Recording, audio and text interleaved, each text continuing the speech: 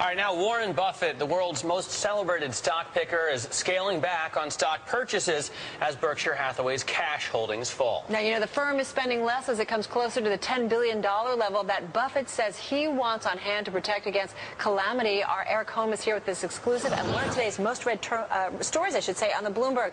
So, the cash position, Eric, lower than it's been. $20 billion, though. To me, does that really mean he's, you know, got a cash squeeze here, or what? Well, he's not on his way to the poorhouse, that's for sure. Not even close, right? Yeah, but he, as you said, there is that absolute floor of $10 billion that he set.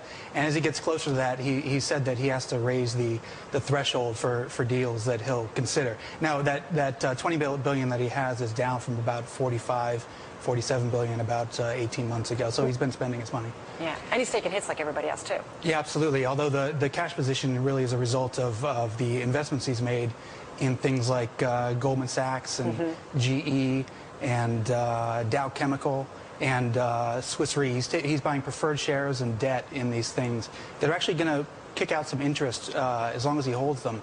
All told, I think that it adds up to about $2 billion a year. So he has been, I mean, we have a startlingly low figure for the amount of stock that he bought in the last quarter. Yeah. I think it's $600 million and change. But he has been buying other things besides stock.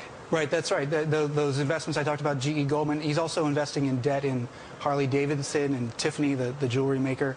All these things on the fixed income side, though, not on stocks. He's become the lender of last resort, pretty much. Exactly. People appreciate getting an investment from Warren Buffett. You know, his name carries some weight here. It's a little bit different than the federal government lending you money. Yeah. It actually helps. Yeah, it helps, and he charges more. Let me ask... well, you know, I would just go back to, I mean, why does he have to keep so much cash on hand? That was exactly what I was going to ask. Why does he need so much money? Great minds think alike. You know, it sounds like a lot, but he has a lot of commitments, too. He's half of Berkshire's profit typically comes from insurance operations. So he's got to keep money around for a catastrophic hurricane or some horrible terrorist attack. He really reevaluated his strategy after 9/11. He also has these big derivative bets. Right, which he's come under a lot of criticism for. It has, and when the stock market goes down or you know, corporate debt starts to default, he's going to be on the hook for that, so he needs to keep money around in case that comes to pass. Can he end up making money, though, on these derivatives bets? He said that the ones that are tied to the world stock markets, which don't pay out till 2019 and later, if he's wrong, that he thinks that they'll probably make money for the firm. The ones tied to corporate debt, he's now said, he's revised his position recently to say he's not so sure.